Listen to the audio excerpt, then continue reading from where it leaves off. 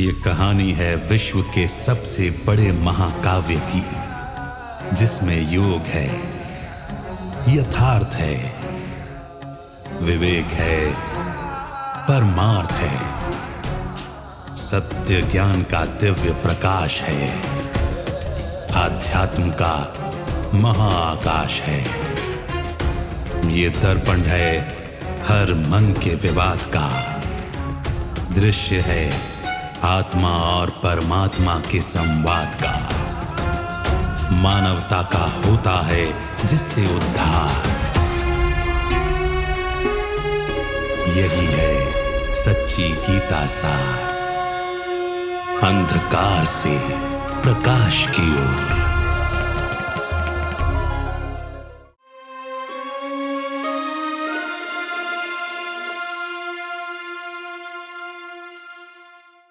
नमस्कार। अंधकार से प्रकाश की ओर सच्ची गीता सार इस कार्यक्रम में आप सभी का स्वागत है। जब भी हम किसी भी बात को समझना चाहते हैं तो सुपरफिशियल लेवल पर या सिर्फ सरफेस पर चीज़ों को देखने से हम उसे नहीं समझ पाते। इसलिए अक्सर कहा जाता है कि गहराई से चिंतन किया जाए, गहराई में उतरने की ज़रूरत है।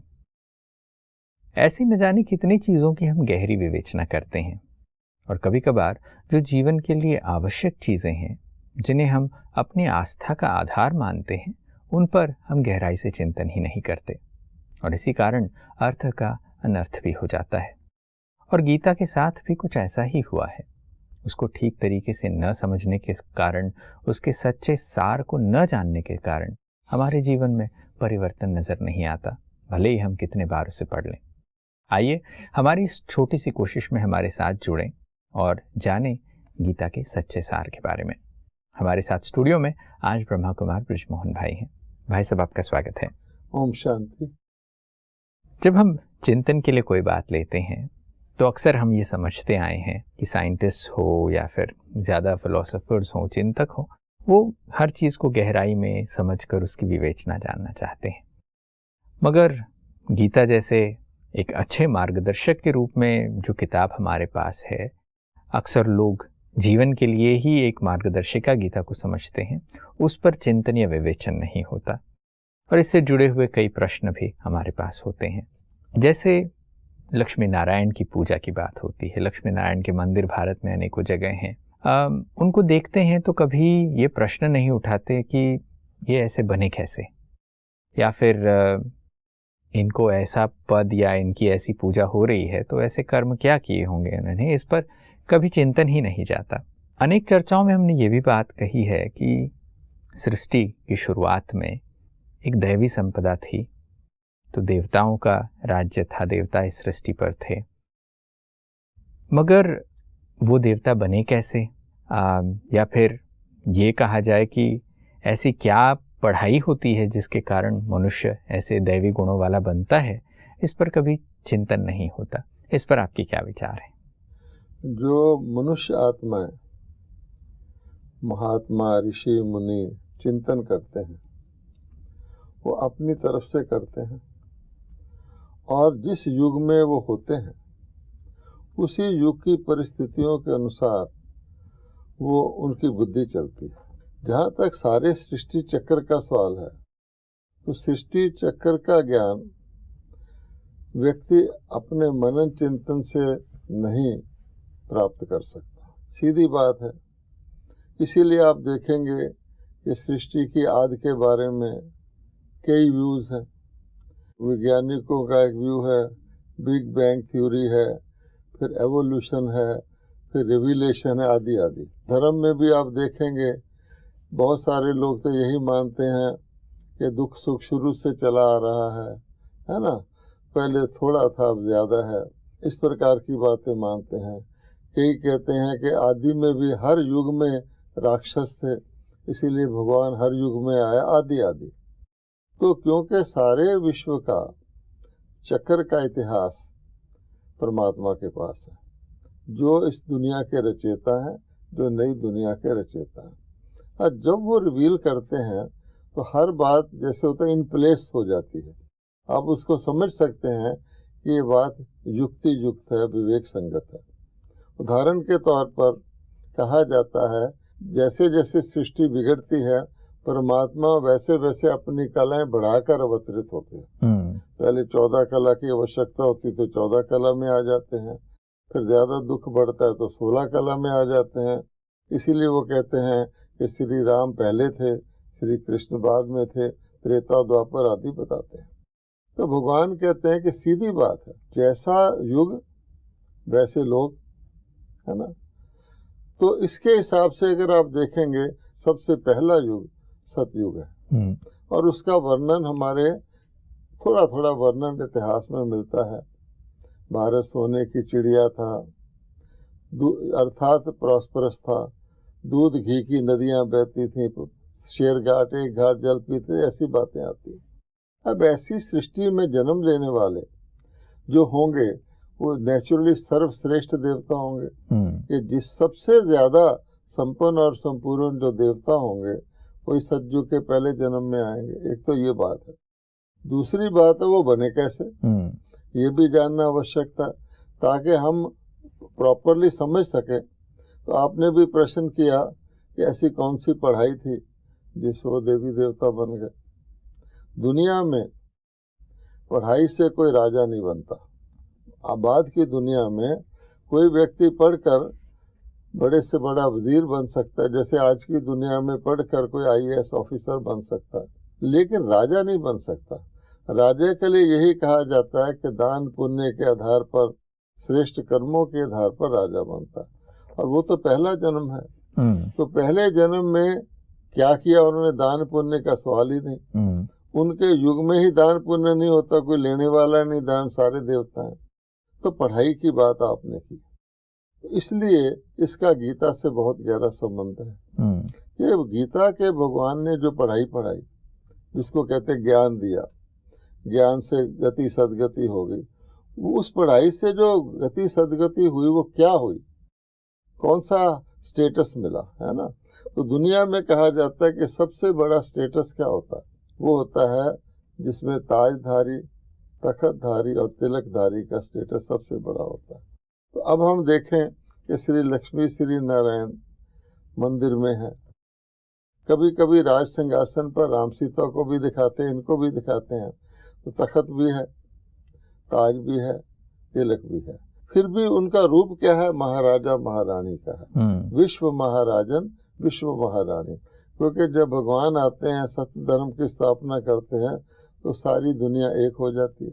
सत्य एक है, भगवान एक है, मानवता एक है, एक ही राज्य, एक ही भाषा, एक ही धर्म, बिल्कुल एकता हो जाती है। ये बात जब हम समझते हैं तो ये बात समझ में आई है कि श्री लक्ष्मी श्री नारायण ही सतयुग के प्रथम विश्व महाराजन कहलाते हैं। और आपने ये बताया कि उस समय दान पुण्य करने की ज़रूरत नहीं है, तो वो कैसे महाराजन बनते हैं, इसकी बात आती है। जब हम लक्ष्मी नारायण के बारे में सुनते हैं तो ये कहा जाता है कि वो अहिंसा परमो धर्मी हैं, संपूर्ण निर्विकारी हैं। अब एक ऐसी दुनिया में उनका आना परमात्मा द्वारा दिए हुए ज्ञान से ये चीज़ होती है, तो ये हो कैसे जाती है, कैसे ये संभव हो पाता है कि वो ऐसी दुनिया में शासन कर रहे हैं, ऐसी दुनिया में उनका राज्य है जहाँ पर वो संपूर्ण अहिंसक हैं, अहिंसा परमो धर्मी हैं, सारे कलाओं में संपन्न हैं। तो ऐसा आज के समय में अगर हम देखें तो भी ये इमेजिन करना हमारे लिए थोड़ा मुश्किल लग जाता है। तो प्रथम विश्व महाराज कुमार श्री कृष्ण है, और श्री कृष्ण का नाम गीता से जोड़ा जाता है ना। वो कहते हैं श्री कृष्ण गीता के भगवान है। तो वास्तव में कोई भी शरीरधारी भगवान तो होता नहीं, लेकिन इसको आप जरा गौर से सोचिए कि गीता के भगवान ने श्री कृष्ण को श्री कृष्ण बनाया। दूसरे शब्दों में गीता श्री कृष्ण की माता है, ना कि श्री कृष्ण गीता के पिता हैं या पति हैं। उस हिसाब से देखेंगे तो परमात्मा का रोल भी आ जाएगा। आखिर परमात्मा ने धरती पर आके वो कहते हैं मैं दैवी सृष्टि की स्थापना करता हूँ, मैं खुद देवता नहीं हूँ, मैं दैवी सृष्टि की स्थापना करता हूँ। उसके प्रथम देवता श्री कृष्ण है। इसलिए ये भी पता लगता है कि श्री कृष्ण का नाम गीता से कैसे जोड़ दिया गया। अब वो 16 कला संपूर्ण श्री कृष्ण श्री नारायण है, इसका भी एक प्रूफ है कि हम गाते हैं श्री कृष्ण गोविंद हरे मुरारे, हे नाथ नारायण वासुदेवा। तो नारायण का बचपन श्री कृष्ण है, श्री कृष्ण राजगद्दी के बाद श्री नारायण बन। अब आइए लक्ष्मी पर। अब श्री लक्ष्मी को धन की देवी माना जाता है। तो दुनिया में धन को ही प्राथमिकता दी जाती है कि जहाँ धन धान, स्वर्ग में धन ही धन है। तो धन धान्य संपन्न, वो एक सिंबॉलिक है कि धन की देवी, तो वो श्री लक्ष्मी है। और उन्होंने समझ लिया सिर्फ पैसे को धन, लेकिन भगवान कहते हैं बहुत सारे धन होते हैं। ज्ञान भी धन है, गुण भी धन है, पूरी आयु भी धन है, व्यक्ति के आरोग्य भी धन है, अनेक चीजें धन है। तो सर्व प्रकार के धनों से धनी जो है वो श्री लक्ष्मी है। तो इसलिए वो भी सिंबॉलिक है। ऐसे राज के अंदर हर चीज यथा राजा तथा प्रजा, सारे देवी देवता होते हैं, जो भगवान सुनाकर मनुष्य को कहा भी जाता है नर से नारायण, नारी से श्री लक्ष्मी का पद दिलवाते हैं। लेकिन लोग क्योंकि बीच में प्रलय को ले आए, बहुत बड़ा गैप कर दिया, इसलिए इस बात को भूल गए। सब जानते हैं गीता से श्रेष्ठ पद मिला, लेकिन कहा क्या जाता है सारे पांडव जो थे सब लोगों की शरीर छूट गए, पांडव भी पहाड़ों में गल मरे छुट्टी, जहाँ बताया जाता है द्वापर, उसके बाद कलयुग आ गया। इसलिए ट्विस्ट है इसमें। ये बात जब आप कह रहे हैं तो इसमें कहीं पर भी किसी राज्य को लेने के लिए आज भी जब लोग सोचते हैं तो हिंसा या युद्ध की बात करते हैं, और देवताओं के इस स्वराज्य की जब बात करते हैं, देवताओं के इस राज्य की बात करते हैं, तो वो एक अहिंसक बादशाही है, वहाँ पर कोई हिंसा की नाम निशान नहीं है। तो ये हासिल करने के लिए उनको किसी प्रकार की हिंसा नहीं करनी पड़ती, किसी के ऊपर जीत नहीं पहननी पड़ती, किसी को हराना नहीं पड़ता। देखिए, ये भी गीता में कहा गया आत्मा ही अपना शत्रु है, कि हमारे आत्मा के अंदर वास्तव में जो चीज शुरू होती है वो संपन्न और संपूर्ण परफेक्ट स्टेज में होती है हर चीज। उसके बाद उसमें अंदर विकृति आती है। अब आत्मा जब संपन्न है तो बादशाह है। इसलिए कहा जाता है कि जो स्वराज्य अधिकारी है वो विश्व राज्य अधिकारी, जिसने अपने मन को जीता हुआ उसने विश्व को जीता हुआ। तो ये जो प्रोसेस है जो भगवान ने गीता सुनाई, उसको एक शब्द में कहें तो पतित को पावन करने की ज्ञान है। ठीक है, तो वो ज्ञान दे करके पतित को पावन बनाता है, अर्थात अपने अंदर के ही शत्रुओं को जीतते हैं। सारी गीता पढ़ लीजिए। हे अर्जुन, काम को जीत, क्रोध को जीत, लोभ को जीत, ये नरक के द्वार हैं, नष्टो मोहा बन जा, ऐसे सारा ज्ञान इसीलिए। तो स्व राज्य प्राप्त करने से विश्व राज्य प्राप्त होता है। साथ ये भी ध्यान में रखिए कि अकेले श्री लक्ष्मी नारायण नहीं है, उनकी पूरी राजधानी है, जो सारे विश्व के शुरू में प्रथम जन्म लेते हैं। 111 जिसको कहें सम्मत के हिसाब से गिने, तो महाराजन भी हैं, उनके साथ रॉयल फैमिली भी होगी, उनके साथ प्रजा भी होगी, रॉयल प्रजा भी होगी। लेकिन उसमें जो लास्ट देवता भी है वो सतो प्रधान है, 16 कला संपूर्ण है। सतयुग के प्रथम जन्म का लास्ट देवता त्रेता के महाराजा से बेटर है इन ए सेंस। क्यों? तो स्वर्ग में पहले जन्म में आ गया, उसको आगे जन्म इतने मिलेंगे, सुख ही सुख मिलेगा। त्रेता में तो 1/4 कट गया, उसमें आप राजा भी बने तो 1/4 तो खो दिया ना। जैसे दुनिया नीचे आती है, तो ये सिंपल हिसाब है, भगवान बताते हैं। तो हिंसा पर विजय है। ऐसे नहीं कि अगर पहले ही अहिंसा होती तो फिर अहिंसा द्वारा राजगद्दी प्राप्त करने का तो सवाल ही नहीं होता। और संपूर्ण अहिंसा, अहिंसा परमो धर्मा कहा जाता है, इससे श्रेष्ठ धर्म नहीं है। अर्थात बिना किसी हिंसा के आपके संकल्प की ऐसी सिद्धि हो जो आप चाहें हो जाए, और आपका इतना विश्व राज्य हो जिसको कोई भी सारा समय इंटरफेयर ना कर सके, उसको खत्म ना कर सके, किसी प्रकार की हिंसक आक्रमण भी ना कर सके। लेकिन हिंसा की परिभाषा क्या है? आप देखिए, लोग समझते हैं किसी को मार डालना, गला काटना, जख्मी करना ये हिंसा है। लेकिन गीता पर भगवान कहते हैं ये तो उसका 3rd डिग्री का रूप है, बाहरी रूप है। हिंसा मन में शुरू होती है, everything is born in man's mind. कहा जाता है ना, wars are born in the minds of man, तो कहा जाता है peace is also born in the minds of man. अब पतित और पावन, भगवान ने जो हमें हिंसा की परिभाषा बताई है वो अलग है। दुनिया में कह देते अच्छा मन में भी बुराई न रखो किसी, भगवान कहता है काम, क्रोध, लोभ, मोह, अहंकार, यही हिंसा के बेसिक रूप है और ये आत्मा के अंदर मन में बसते हैं। कहते हैं ना कामी, क्रोधी, लोभी, मोही, ऐसे आत्मा को कहते हैं ना। अब ये हिंसा है। कोई समझे अहंकार हिंसा नहीं है, तो अहंकार कहा जाता है पाप मूल अभिमान। मोह के लिए भगवान कहता है कि नष्टो मोहा बनना अति आवश्यक है। काम, क्रोध, लोभ नरक के द्वार है, तो नरक के अंदर ये सब चीजें हैं। अगर देखें आज की दुनिया को ले लो, आज दुनिया में लोग प्रेयर करते हैं पतित पावन आओ, पतित पावन भगवान, सीताराम को पतित पावन कह रहे हैं, गंगा को पतित पावनी, लेकिन भाव तो यही है हम पतित हैं, प्रेयर करते हैं हम पतित हैं। तो वो जो हिंसा है वो ये है कि काम, क्रोध, लोभ, मोह, अहंकार, इसके ऊपर जीत जिन्होंने पाई, भगवान ने ज्ञान दिया और उस कहा, ये भी कहा योग से, ये कोई इस प्रकार की बीमारी नहीं है जो कि स्किन डीप हो, बोन डीप हो, ये तो सोल डीप है। इसको वहां से भस्म करना, वहीं पर समाप्त कर देना, कि उसका कोई आउटलेट भी नहीं है। दुनिया के अंदर जितनी चीजें होती हैं, मान लो गंदा पानी तो उसकी नाली होती है, इसको तो अंदर ही अंदर समाप्त करना है। तो भगवान ने योग भी बताया हुआ गीता में।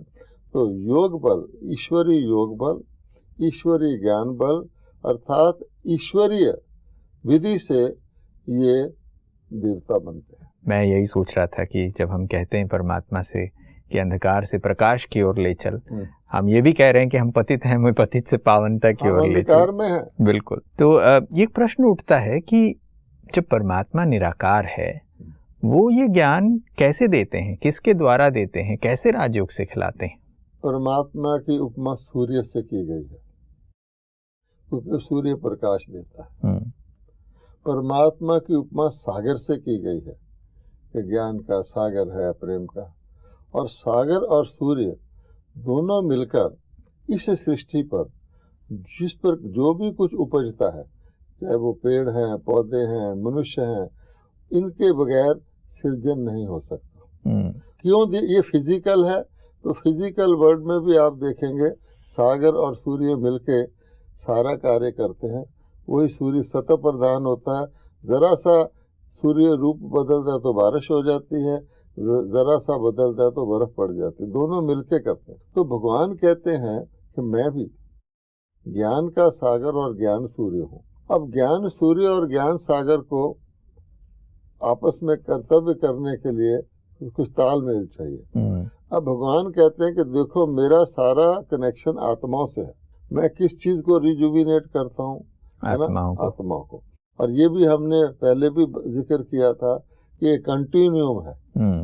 ऐसा नहीं है कि बीच में कोई ब्रेक आ गई, आसमान से देवता कहा जाए टपक पड़े, या आकाश में रहते हैं, या आकाश में कोई देवलोक है वहां से, ऐसा कुछ नहीं। खुद कह रहा है कि मैं अंधकार से प्रकाश की ओर लाता हूँ। अब वो कहते हैं कि एक ही बात है, जितनी भी आत्मा, जो व्यक्ति शरीर धारण कर लेगा इस दुनिया में, वो कर्म के हिसाब में आ जाएगा। क्योंकि पहले तो जन्म ही लेगा माता पिता के पास, पालना लेगा, तो कर्म हिसाब शुरू हो गया।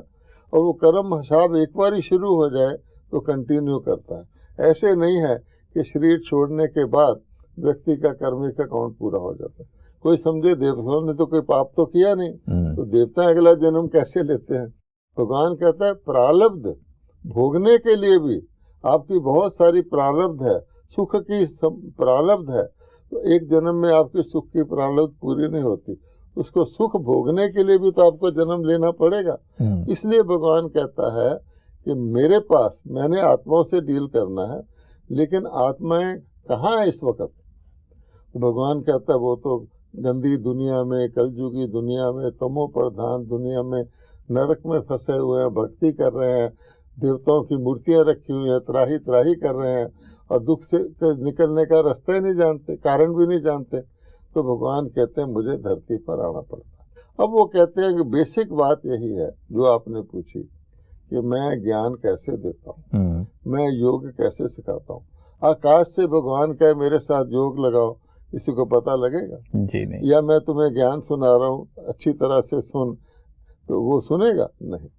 इसलिए भगवान को आना पड़ता। अब क्वेश्चन मेन जो कैपिटल क्वेश्चन है वो ये है, परमात्मा जन्म लेता नहीं, हम शरीरधारी हैं, शरीरधारियों को उसने उठाना है। जैसे बिगड़ी हुई कार को किसी ने ले जाना हो वर्कशॉप में तो आपे तो नहीं जाएगी। इसलिए वो कहते हैं बेसिक बात गीता की जो कंफ्यूज करती है सबको, जिस कारण से लोग गीता को लौकिक मानने लग गए हैं, वो यही है परमात्मा धरती पर कैसे आया और किस रूप में आया। कैसे आया का भी एक क्वेश्चन है, फिर किस रूप में आया।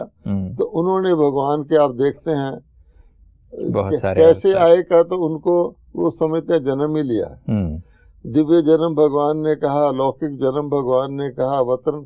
तो जन्म को, फिजिकल बर्थ को भी उन्होंने किसी ना किसी कथा सुनाकर अलौकिक बनाया। मान लो श्री कृष्ण को गीता का भगवान कहते हैं। कोई डिनाई कर सकता है कि श्री कृष्ण ने माता से जन्म लिया? नहीं कर सकता। लेकिन उसको अलौकिक बनाने के लिए एक जेल खाना था, जेल के अंदर वो कैद थे और जेल के दरवाजे खुल गए, उनको विष्णु का साक्षात्कार हुआ और वो उसके पिताजी उसको लेकर बाहर चले गए। फिर और आगे आगे जमुना में बहुत बाढ़ थी, ऊपर से बारिश हो रही थी, लेकिन वो भगवान थे। तो एक सर्प ने आकर पार्सिर वाले ने प्रोटेक्शन दिया, जमुना ने रास्ता टू मेक इट अलौकिक।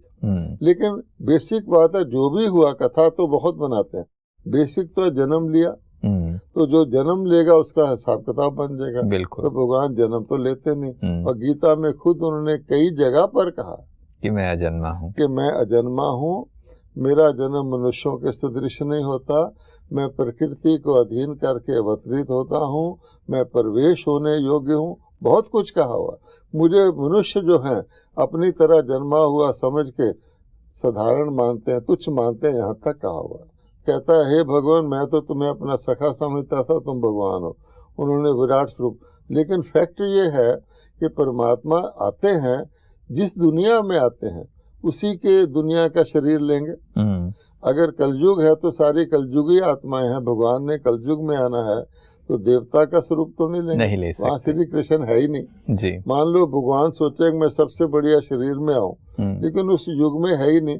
लेकिन उस युग में सबसे बढ़िया आत्मा का शरीर वो है, तो ये लोग नहीं जानते। तो भगवान कहते मैं साधारण तन में प्रवेश करता हूँ, मुझ साधारण तन में अपने जैसा समझते क्योंकि उन्हीं जैसा तन है। ये सारा बताया। तो बेसिक बात एक तो यह है कि परमात्मा अवतार लेते हैं, जन्म नहीं लेते। अवतार का मतलब ही होता है कि जो ना जन्म लेता ना मृत्यु को प्राप्त होता, अवतरित होते हैं। आज इस खूबसूरत चर्चा के लिए आपका बहुत बहुत धन्यवाद कि आज आप स्टूडियो में आए और समय निकालकर हमें इन बातों पर बेहतर प्रकाश दिया। इसके लिए बहुत बहुत शुक्रिया आपका। नमस्कार। ओम शांति।